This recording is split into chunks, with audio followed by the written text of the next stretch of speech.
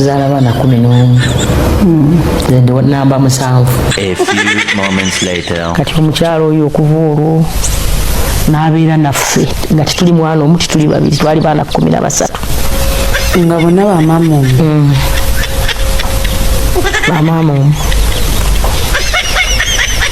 Nze nali namba 5.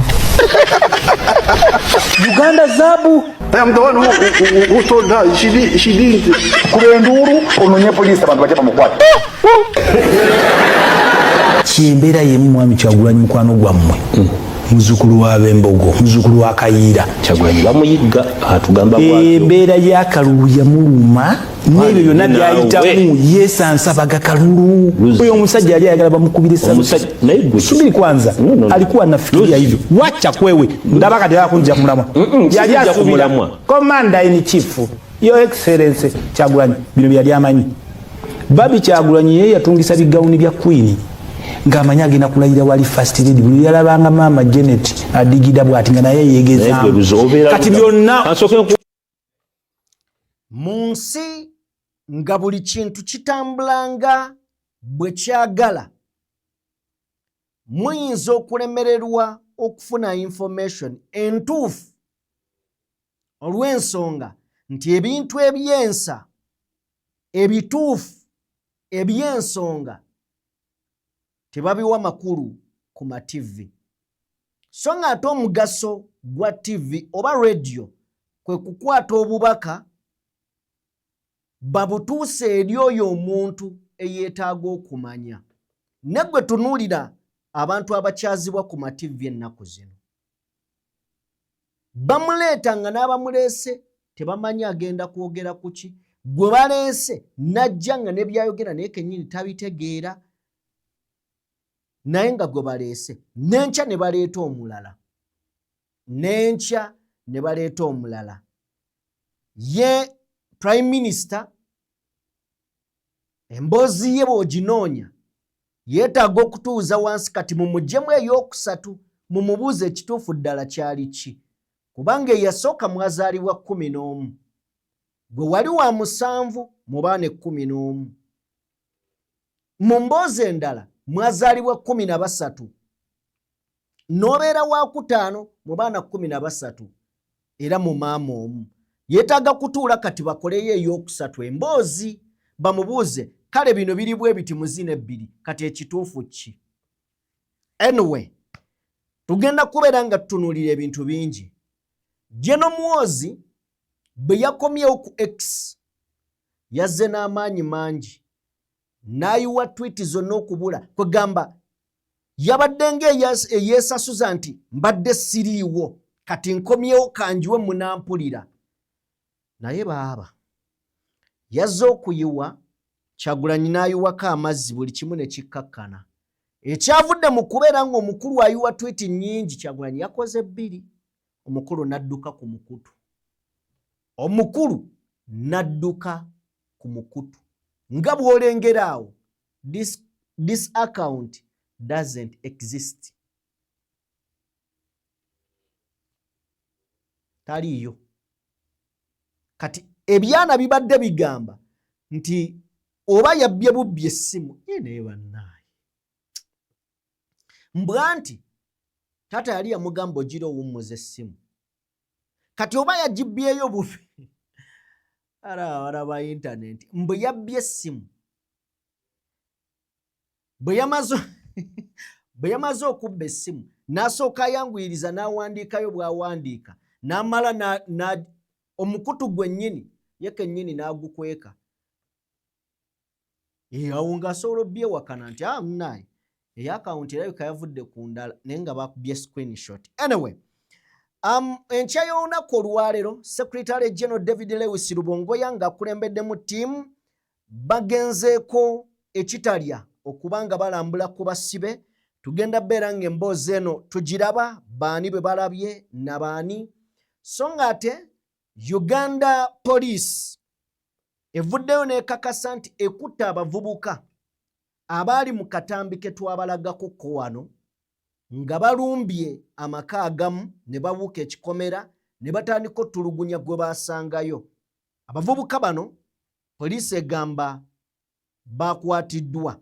Tugenda beera nga tweyongeza emboozi eyo so nga ate famire y'omusirikale owa SFC evuddeyo nebaako byeyogera era ebyama byongedde okuvaayo nga bagamba nti omwami ono abadde mulwadde kati mmwe ababitambuza era ababibungeesa mbu bya bufuzi musaana mubeeko we mubikomya naye bulwadde ki obubadde bumuluma okumala akaseera tugenda beera ng'era tutunuulirawo mu ngeri y'emu tugenda kubeera nga tutunuulira ku mboozi ya ebitongole ebigabirizi by'obuyambi bi NGOs Sala Bireete ng'akulembeddemu banne baweze obutava ku mulamwa ogenda maaso n'okubeera nga bateeka gavumenti ku nninga ete ebitongole bino kubanga ekisooka terina na lukusa bubiggala ebitongole bino bibadde bikola mulimo ki gavumenti yeegamba mbu bibadde biyitamu ssente eziyinza otabangula eggwanga nga zigenda mu bannabyabufuzi ab'enjawulo.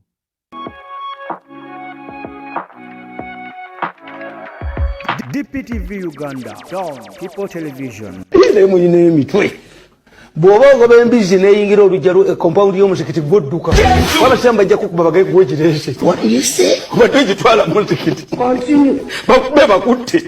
Oyina okulizoninga amangu nti embizi wano weetuse mu lujja lw'omuzikiti ate kati nze eziruka ajaga bagojiyingiza mu muzikiti. Bwe nebukedde akube nti omusajja abadde atwala embizi mu muzikiti bamujje ne bamuttirawo. So nga gwobadde ogoba nkobe. Kati you reason quickly. Waliwo omusajja yayogerera mu kutuba n'ayogera ssaawa ezi ali mu muzikiti ali ku kutuba.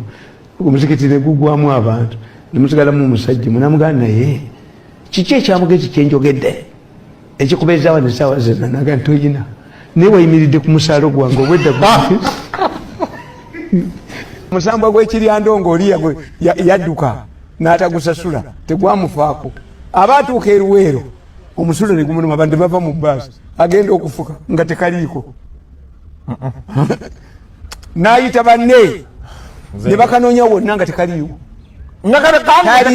talina kanimolo nga kabuze dda tekuli ate nga bwe basajja lenkovu zaali baddeko nga talina abantu ne bava mu baasi ne bamunoonyezaako baabuza bano sajja addukanya akozesa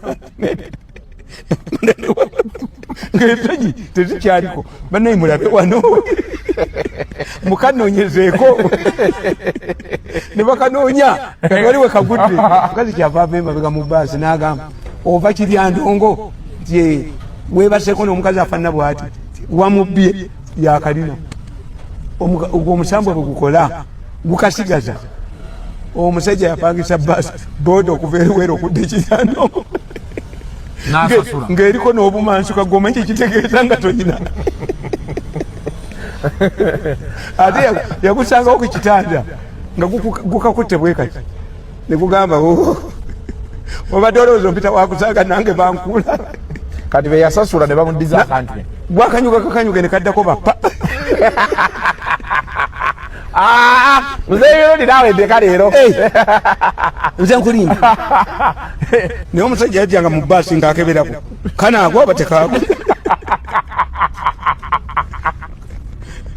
kaganagamba mukulu w'essomero genda ono ne kitaawo twabulanga abantu mu Kampala bajje nga bataata naye omusajja yajja yali ansisi nagula omusajja mu Kampala kwakamba ajja afuuka ekitanga yakakatulimbo tuleeta sente muzonone ne bagati taata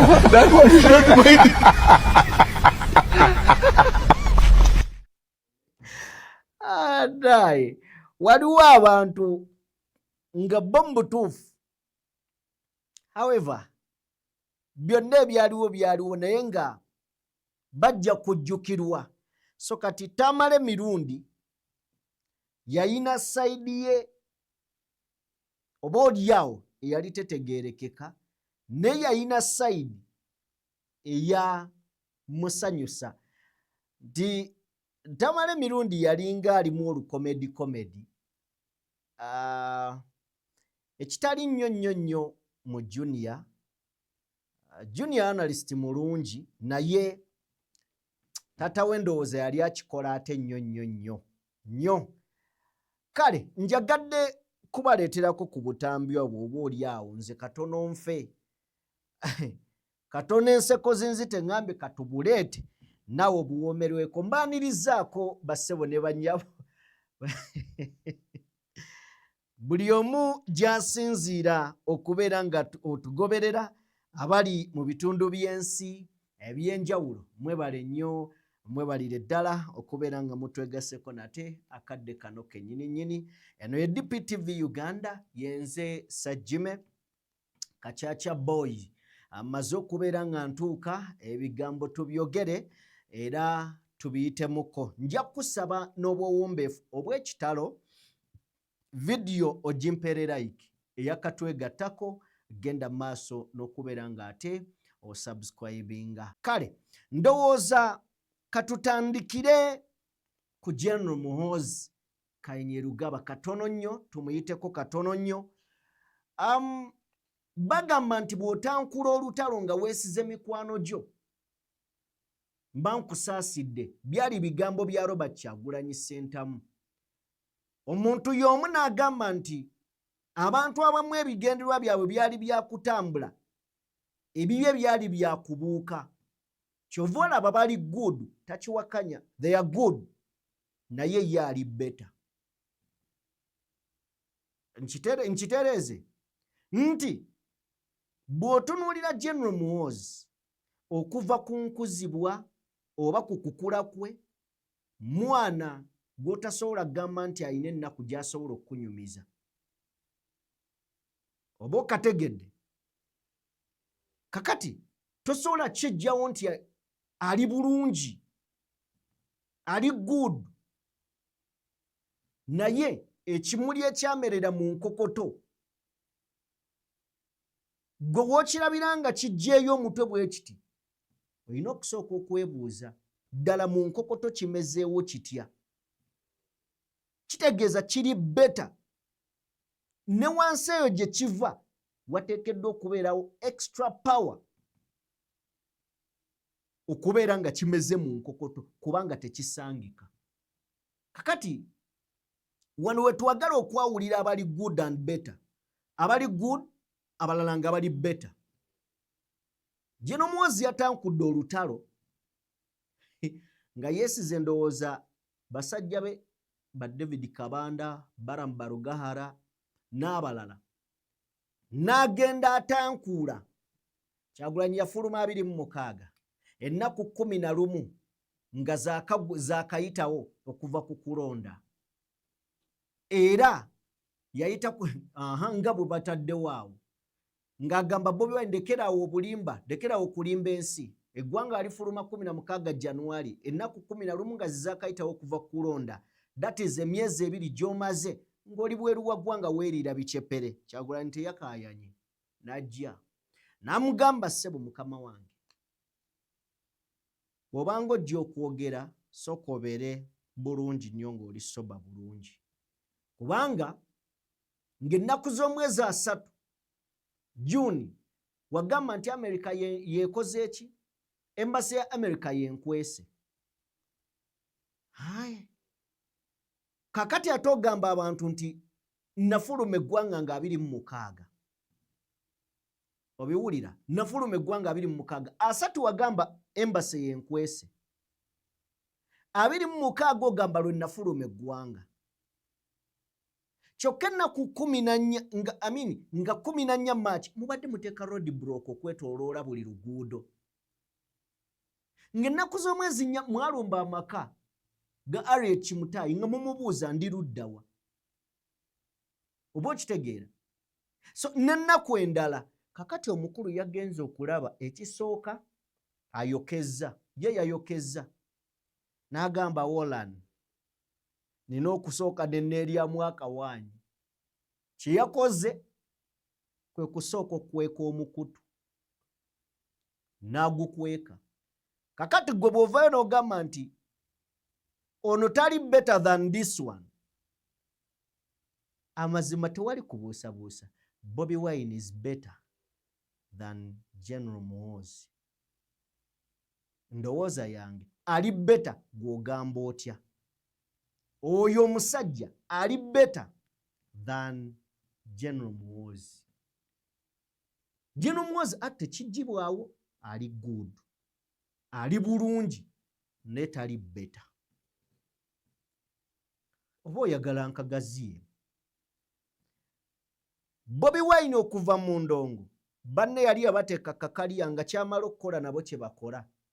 N'aleeta emmotoka nabo ne bayiiya bagule emmotoka. N'azimba ennyumba nabo ne bayiiya bazimbe ennyumba.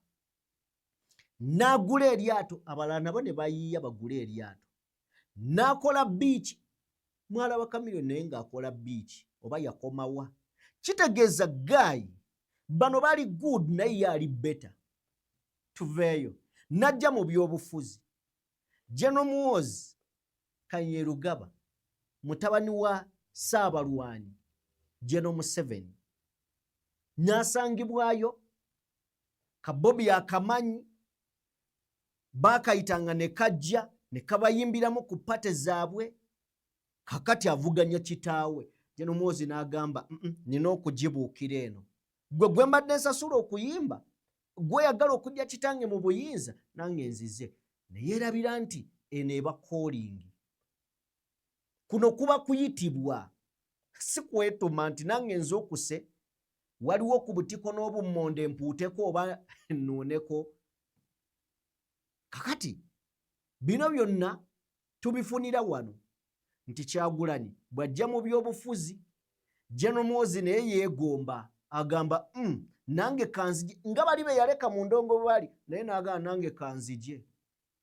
Kyagulanyi najja nga mbutuufu ali beta, ensi n'emwaniriza n'emuwa emikono ebiri n'egamba omwana waffe bino tobitomedde butomezi obitegese. Olugendo lutululabye. Okozesezza ekitone ky'okusukka ekitone ne kikuleeta wano wooli, naye ekitone kyo kibadde kyogera y'otugamba ki? Tenjagala bwa MP tatakwata ne bamuwa. N'atuuka agamba njagala ntebe nnene ensi n'emugamba emikono ebiri ogiina tukuwanirire paka wa n'emulereeti. Then General Muhoozi najja nga bannange birthday yatambula naye yenna yawoma omutwe mu kutegeka birthday ye yafuna akasente, naye boss ensi yagaana okugula birthday ye. Mazina amakoppe gamenya omugongo. Ababamenya laba bemmenya, ababakira laba benkira. Bigambo bya Kyagulanyi Ssentamu. Ngero wakana si mazima wanvu. Tubiveeko ebyo. Omukulu ye yaddusa olutalo n'aludduka. Kakati tuveeyo tugende mu lunaku olwaleero. SG David Lewis Lubongoya ng'ali ne ttiimu okuva mu NUP beesudde mu ddene ku makya ag'olunaku olwaleero okwolekera Kitalya. Era ng'emu ku nsonga eyabadde batutte Kitalya ssebo oba nnyabo y'ey'okubeera nga balambula ku basibe. Basibe eki omuli Dr. Kano Kiza Besigye, omuli Alex Waiswa Mufumbiro, omuli Eddie Mutwe, omuli Akirewo Kivumbi, muganda waffe amanyidwa nga Alex Waiswa Mufumbiro, okuli Bobby Yanga, Bobby Giant, Muchibi Dennis, Beyond Muhammad, Segawa Shafik n'abalala bangi nnyo.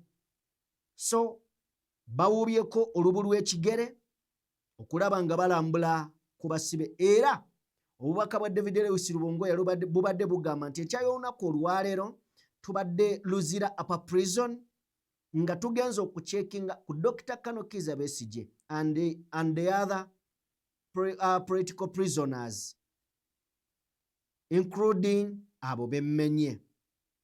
It is very painful. How many innocent citizens?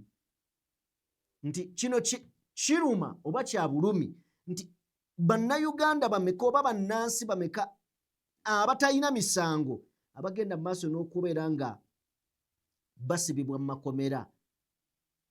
Era kino kiyamba ki eggwanga? So lunaku olwaleero bayiseeko eyo. Tusabira baganda baffe okubeera nga bateebwa era nga bafuna eddembe lyabwe. Mukuliko eyo abayiseeko sayidi zeeyo. Bw'oba osobodde okunfunira ekifaananyi kya Ssaabasajja Kabaka, in fact mpa ku mboozi ya David Lutalo, then mpaako ku mboozi ya David Lutalo tugiwulire tugyogereko nga bw'onteekateekera ku mboozi ya Ssaabasajja Kabaka. Oba ku live ngenda tandika zikola. Alani bakugabye ku live mbuno ki mbuzi sibeera ku live ndowooza ziriko zina abalina zibeerako. Waliwo ba TikTok abalina beera ku live. Ndowooza mbuzi eri omuyimbi omulamba omunene w'amaanyi we twali tulabanga biki abeera ku live. Very stupid. Tebamanyi na mugaso gwa stupid. Anyway mumanyi n'ebyogererwa byammwe tubimanyi. Naye tetujja kugoberera bintu byammwe ebya kisiisa. Bagamba omuyimbi addiramu mu nnyimba. Wesirikire nkomye na wano. Ndalinda ku nkomye na wano kati ndowooza soko iwesi. Bagamba omuyimbi addiramu mu nnyimba. Wesirikire nkomye na wano. Ndalinda ku nkomye na wano kati ndowooza soko iwesi. Obadde olaga wesirikire kutakayimba ndowooza kuba kirabika ki amazima gali nti bino by'ennyumba tebimala. Wesirikire. Ne David wali weeyimbira nnyimba zo nga ne bakwogerako osigalayo gy'osigadde. Yes, waliwo akwogerako tusengejja. Waliwo omuntu ateeka enjiri mu bantu. N'ekirala tufunye examples nyingi. Pokopoko kintu kibi nnyo. Oli akuteekako pokopoko yatakoma bwasiruwaza abantu bwakola kibi bakuwayiriza kino bakuwayiriza kiri. Ezo nazo strategy z'abanafu kwagala ku.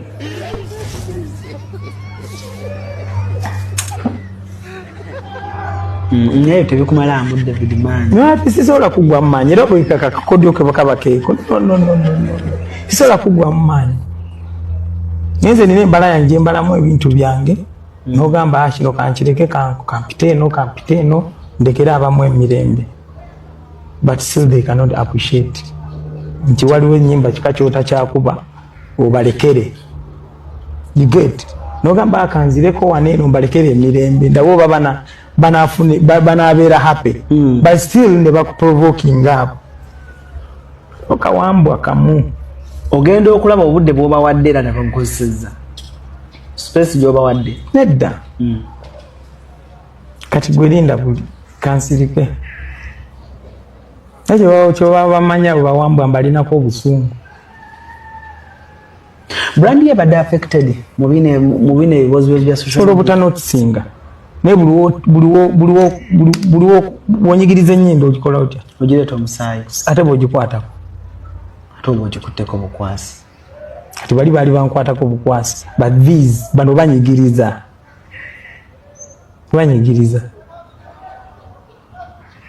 Is there something kyosuubira kyewakola ka group ako kootatwatuliriza linnya? Ekyo nabakola. Batumbaavu. Ate njagala binvumire ddala. Mbwammwe munvume. Oyagala bakuvume? Yes. Binvume. Olutalo nga nno abaana ba social media bavume gasiya muvume. Naye omuntu amanya ddi nti ali mu depression. Okimanyi nti omuntu ayingira depression nga tamanyi nti ayingira. Nalabye David Lutalo. Omu ku bayimbi bemmanyi abayina empisa. Abayina n'empisa. ebyaddala teeka ebbali politics na biki. David Lutalo alina empisa ne mu kubeera n'empisa nalabye David Lutalo alinga atakyalina kyakufiirwa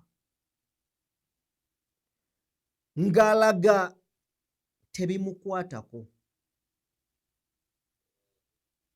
Nalabye David Lutalo ku interview eyakoleddwa muganda wange Alan Cruz ng'alabika ali depressed nga yeetaaga okuyambibwa. Nkyogera mu bulungi nga yeetaaga okuyambibwa. Weetaaga okusooka okwebuuza ki ekyatanudde Lutalo ajja ayogere. Ate era njagala omanye gwe ndaba David Lutalo si ye muyimbi asoose okugenda mu depression nga munene si mu Uganda wokka wabula mu nsi yonna tubalabye nga bagenda mu depression abamu ne balemera nayo. Gwe watunuulira abantu si bwe babeera obalowooleza kubeera bulungi naye nga balina ebibanyigiriza mu bulamu. Kuba weebuuze gano mazima. David Lutalo okubeera ku TikTok n'agaba ennamba y'essimu obwo si buzibu kubanga muyimbi eyeetaaga bookings asobole okubeera nga akola omulimu gwe gwakola. Naye ekikulu kiri nti omuntu ajja kubuuza David Lutalo ensi bwe yali enoonya kituuka kitya okubeera nga leero ali ku TikTok yagaba ennamba ye. Yes, era asobola okujja n'akugamba nti neetunda eri abantu naye ekintu ekirungi bakinoonya. Era omuntu ayinza okujja n'akugamba nti is Lutalo okay? Ali okay? Gwe bw'omutunuulira olaba nga ali okay? Kano akasunguyira ka Lutalo si kali okay, tekalaga nti ali okay. Wateekeddwa obbeerawo obuzibu behind bye tutalaba. David Lutalo ajja agaba ennamba y'essimu. Mmwe mumanyi kye kitegeeza okunoonya ennamba y'abayimbi ebiseera ebiyise emabega ebitiibwa bwe biti bwe bigwa omuntu n'atuuka nga takyalina kitiibwa nga n'atagwanidde amukubira essimu. Mmwe mumanyi kye kyali kitegeeza okufuna ennamba ng'ey'akamiliyoni, okufuna ennamba ya David Lutalo ng'oyinza n'okugifuna n'okuba essimu n'atagikwata ng'ali bize. Leero nga yagigaba buli omu abe nayo, buli omu abe nayo. Wano wateekeddwa obbeerawo obuzibu. Ate ekyo kye kireeta depression, abantu tebali bulungi. Ekyo kyo tulina okkikkiriza. David Lutalo abamuli okumpi musobola okutuula naye ne mwogera naye. Kino waaba yakikozesezza busungu, nga yakikozesezza busungu, aleme kukiddamu. Nalabye David Lutalo agamba nti nze sikyanoonya mmere ya leero. Oli mutuufu, tokyanoonya mmere ya leero. N'ekirungi eyo waggulu mbire gy'oli n'otakangabala empungu terya bire. Tunula emabega gy'ovudde. Weerabemukko emyaka 15 emabega, emyaka 16 wali otya. Leero okutuuka okukangabala ogamba abantu nti gwe tokyanoonya ya leero. David Lutalo abadde asobola abantu nga bamwogerako n'asirika. Then what happened? Ekyo omuntu kyalina okwebuuza. najja n'obusungu buno najja ng'ali ayagala na kusituka kuva ku seeti wateekeddwa okubeerawo obuzibu era abasajja bangi n'abakazi bangi abagenda mu depression ng'ensi erowooza basaaga naye nga bali mu depression. David Lutalo bw'oba olyokke nkusaba oddeyo ku drawing board kuba endongo va mu kulwana abantu va mu kulwana abantu bw'eba nsobi nga wagikola keep low keep quiet sirika dda mu bintu by'okole ne bw'ona agamba David Lutalo ate singa kisangibwa ng'oyinamuko ka stress ng'obadde oyina ebikusumbu ebikutaataaganya abaana bajja kukukuba kakota ku intaneti baleete ebintu ebitajja kuwoomera bulamu bwo bakusange nga David Lutalo agenze mu rehab.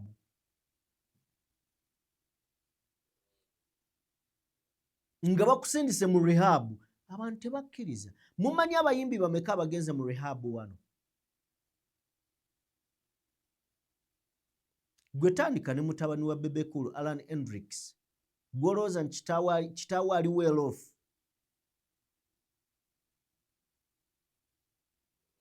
Genda ku bajostedabo genda abakyutikaye so simanyi kyatanudde Lutalo kujja ko simanyi yandisirise n'ava ku basajja ku intaneti naye ekintu kasita kiyingiramu okutandika ssebo ze sikyanoonya mmere ya leero olina omuwagizi gwe weekutulako ebigambo bibitandika okonfaminga nti gwe wali adda wakkuta tokyalina ky'oyagala batandika okutunuuliza eriiso eddalamu. So ye David Lutalo for you endongo yo tetambula bulungi ago ge mazima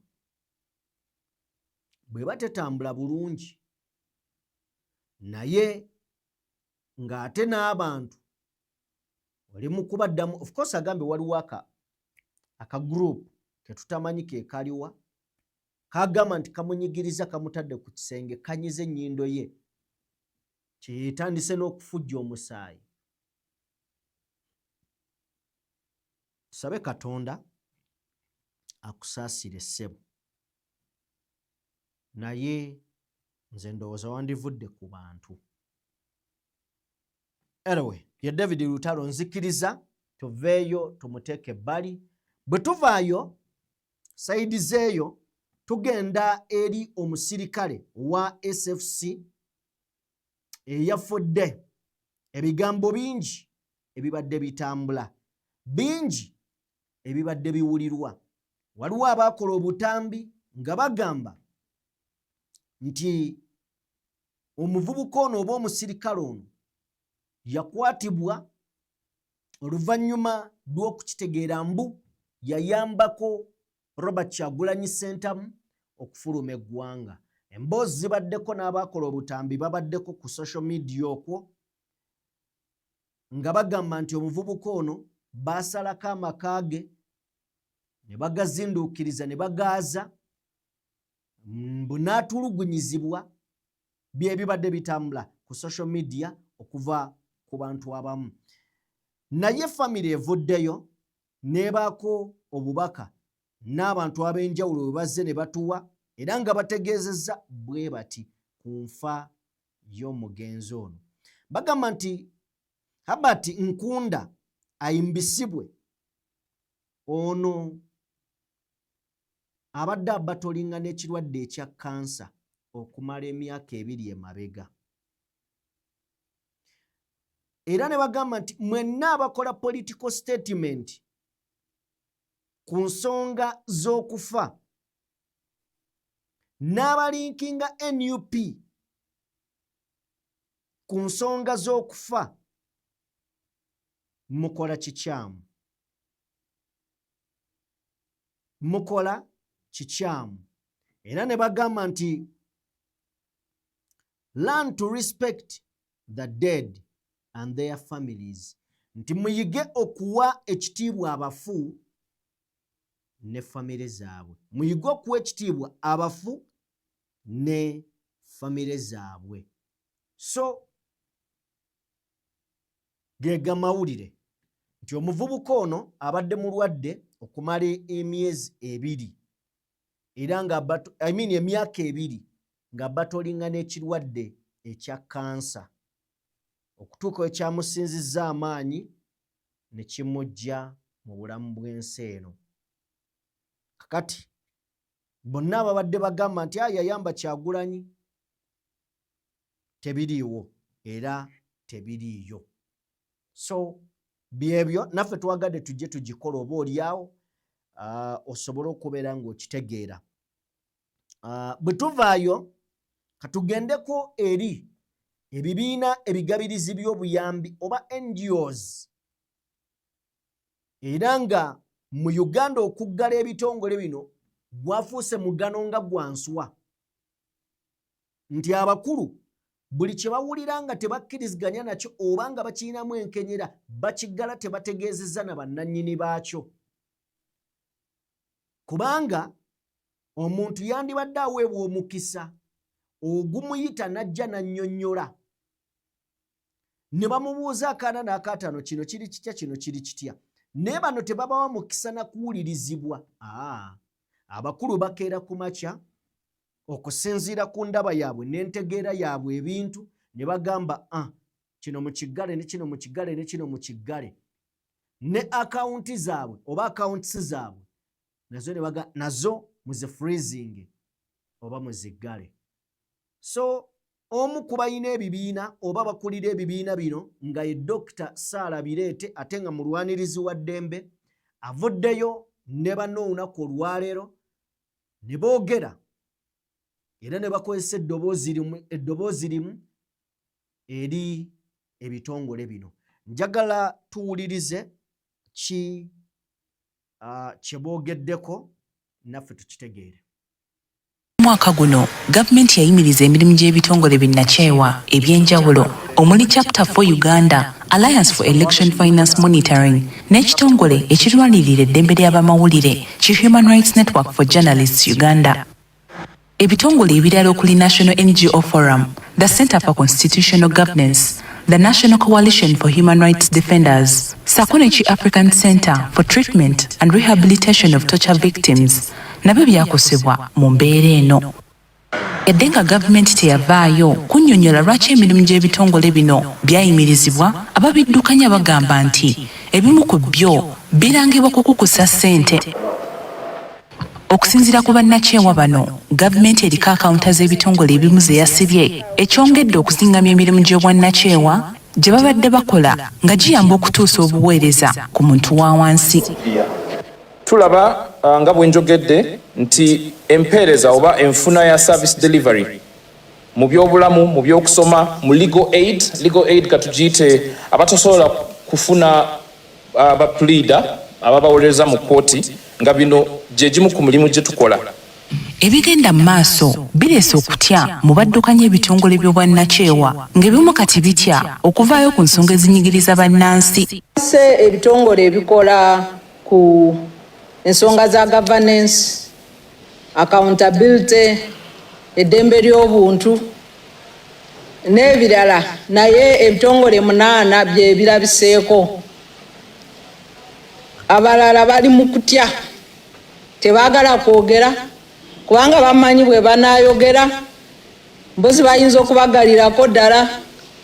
Naye ate ffe ng'ebibiina bya nakyewa, ebibiina bino byateekerwawo okubeera eddoboozi ly'abantu. Kati bwe tunaaddamu kwekweka era ebibiina biba tebikyalina mugaso ku muntu wa bulijjo. Bano beebuuza wa kamiishona gye yajja obuyinza obuyimiriza emirimu gy'ebitongole bino ng'ate mu mateeka ogugwe gwa buwandiisi. Kamiishona wa ministry yakola ng'omuwandiisi wa department erabirira ebibiina bya Nakyewa. Naye bakama be tebaliiwo, teri abamanyi. Minisita tanakubalonda ati ebino byawandiika nti asaziza mu ki asuspendinzeewo akasimirimu gye tebaliiwo. Minisita tanakubangula mu gazeti abanayi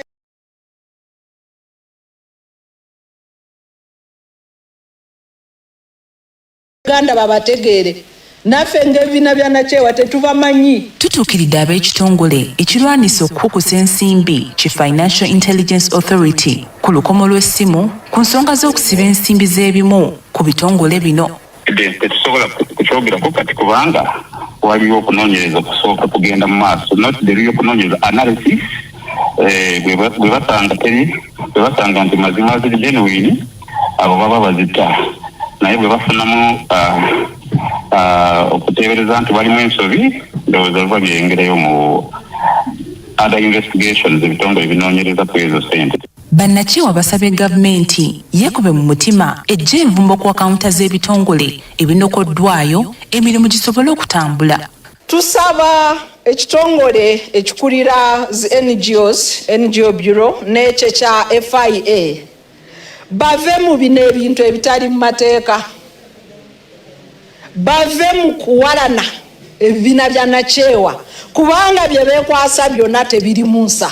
Kitegedde nti ensimbi ezisibiddwa ku akawunta z'ebitongole bino ziryayo mu buwumbi 7. Ekyo kya bulimba ekiyitiridde tekiriiwo era tekisoboka. Teri nsimbi ezenkana bwe zityo mu bibiina bya Nakyewa, teziriiwo. Ekikulu kiri nti ndowooza banoonyereza obubo bwazo bwe basanga tebalina nsobi yonna oba teziyita mu makubo amabi tebalina buzibu babita. Obuwumbi 7. Lwaki nkiwulira ng'ekitasoboka? Wamma gwe owulira otya? Obuwumbi 7. In fact Saalabireeta agambye tekisoboka. Tekisoboka. Nene ekirala ndowooza kankijjewo ko katono. Emirundi mingi tweryamu enkwe. How? Bwe bayisa ebibiina by'obwannakyewa NGOs, owulidde Saalabireete ng'agamba ebibiina 8 byokka byebizze, mbwe ebirala bitidde. Bw'ona atya? Bagenze okuggala bano bamaze kukuŋŋaana. Njagala mujjukire nti n'ekiri atabadde bino by'ebintu by'okuvaayo okukyusa gavumenti oba okukyusa obukulembeze oba okulaga obutali bumativu. Gwe n'ogamba sijja kwogera ku kino, tojja kukyogerako, naye tujja kukwogerako ng'embeera ekutuuseeko, tujja kujja tukwogereko nti oyo yabyewala. Agamba munnaaye gondera eriko ejje kusange ng'oli mulamu, oba okitegeera. So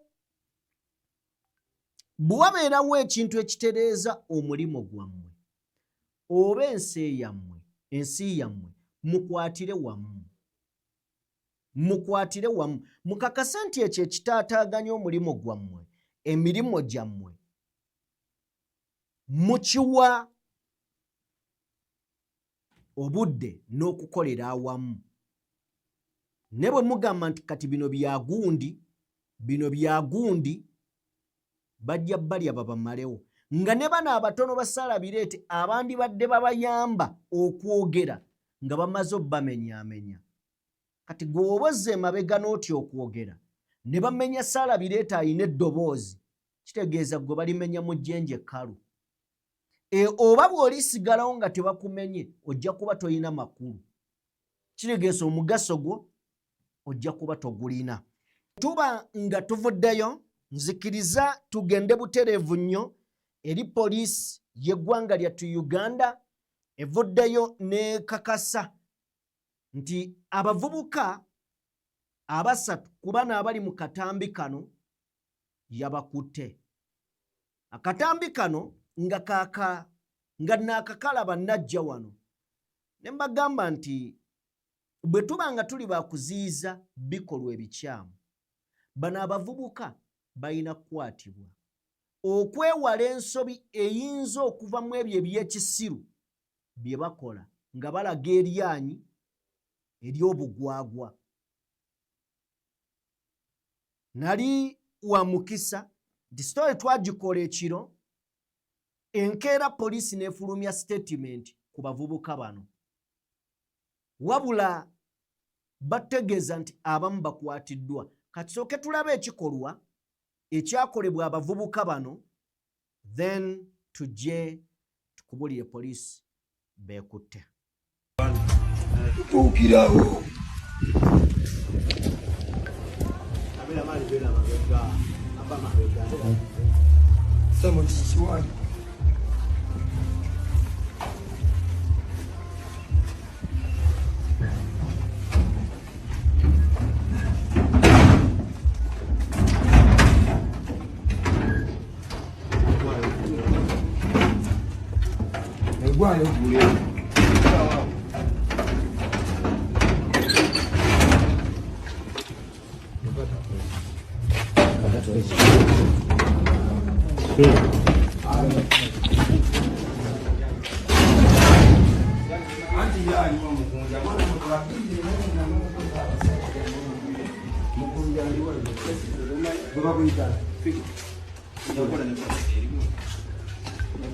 anti mukunjalirawo budde kiwa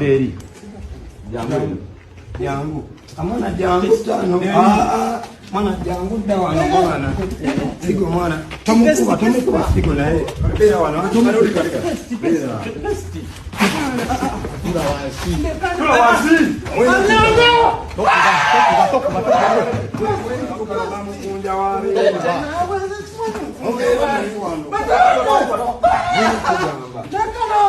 Moina tugamba wala si wana kunja tumuzayo abantu balina ndaba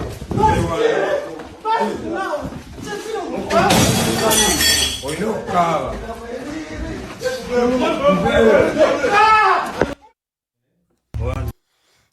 bwe wekkaanya akatambi kano saagala kuyingira mu biki ebibalwanya, naye ogema kusinga okuwonya. Eno gganga bwe batagikwata endala zijja kumerukawo. Ne tugende ku muvubuka oli, bwe bayingidde nga bamutuuseeko, omukono gwe oba emikono gye gikutte mu nsawo ewabadde essimu ye. Ne mu mukuba era obalaba babadde bamukuba baagala muggyako ssimu. Era basoose ne bamucekera obusente bwe obubaddemu ne babutwala. Ndowooza olaba omukono kutaasa ssimu ye, si ye yabavumye, si ye yabatankudde, ne bamusanzeewo. Ataasa essimu ye ne bamutujja ekikonde. Era omukono gulemedde wali essimu ye, ono n'asooka n'amuggyako oba kasente. Ne basigala nga bamucunya batwale essimu, oba baagitwala awo nze naawe. Kakati abavubuka bano olutalo luno nalulabako kaawo, ndowooza mukunja lulimu, sijja biyingirira nnyo. Kakati poliisi yabakutte. Era okusinziira ku information baga nti omwogezi wa poliisi ya Kampala n'emirirwano amanyiddwa nga Rachel Kawala avuddeyo n'ategeeza nga Uganda Police Force ekatwe bwekutte abantu basatu abaalabikira mu katambi, abo abaalabikira mu katambi ku social media nga kalaga ekibinja eky'abavubuka ng'abamu bawalampa ekikomera ne batandika okukuba omuvubuka gwe baasangamu. Bano baakwatiddwa oluvannyuma lwa poliisi okutemezebwako n'ekigendererwa ekyokulwanyisa ebibinja by'abavubuka abamenyi b'amateeka mu division y'e Makindye. Abaakwatiddwa kuliko Sally Ethan aka Anirule Sally Ethan ng'erinnya Patrick ye Anirule, kuliko Sally Isaac ne Sejjongo era Isaaka eyalabikira mu katambi nga akubwa yetamanyiddwa gy'ali. Poliisi esaba oyo eyalabikira mu katambi nga akubwa okugenda ku poliisi emuli okumpi asobole okuyamba ku kunoonyereza. So yeyo ganga jakwatiddwa. Njagamba nti ndi musanyufu. Ebimu ku bintu bye tufunyemu ng'obuzibu bye bintu ebijja ne tubitunuulira butunuulizi. N'okinyooma naye ng'amazima matuufu gali nti bwe kiva ku eyo step kiyinza okukulemerera. So abavubuka bano baakwatiddwa era batemeza mabega wa mitayimbwa wali ku poliisi e Katwe. Anyway, katuveeyo ndowooza tujje buterevu nnyo ku nsonga y'ettaka. Bannange ettaka lissa. Ekyo olina okukijjukira. Waliwo emboozi nagigoberedde lwabadde lunaku lwa ggulo. Emboozi eno bulooka w'ettaka yabadde atutte omuguzi ku ttaka. Ettaka lino nga liriko enkaayana. Bulooka ono baamutemyetemye era n'addusibwa mu ddwaliro nga ataawa. Emboozi eno n'ensonga z'ettaka omuntu ayinza just zitwala ng'ez'okubalaata n'okuzannyisa, naye ettaka oba oligendako mpola. Ebyaddala oligendako mpola. Omukulu oyo gw'olabye ku screen bulooka. Era bulooka gwe baakutudde olwa ettaka. Katweyongereyo ewa Ssaabasajja Kabaka wa Buganda, mutabani wa Luwangula Muteesa, Ronald Muwenda Mutebi. Kabaka olunaku olwajjo, ku weekend yes, yatambuddeko mu bitundu eby'Ejjinja City, around ku Central Market. Yasiimye n'atambuzaako ku bigere nga bw'awuubira ku bantu babadde bakuŋŋaanye okubeera nga bamulaba bamubako eriiso awo ku Busoga Mall. So Ssaabasajja Kabaka wa Buganda oyo w'omulabira, essanyu liba ligenda kutula abantu. Oluusi baba tebakkiriza na kukkiriza nti yeye yennyini nnyini. Mpola.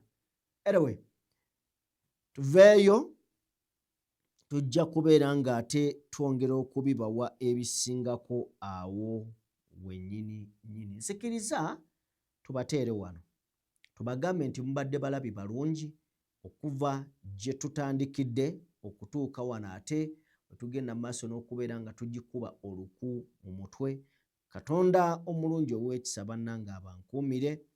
Yenze Sajjime mbadde ne Morgan Kulenzi era yabadde ku mapeesa. Tuddeŋŋane olunaku olw'enkya. Mubere bulungi, mweraba.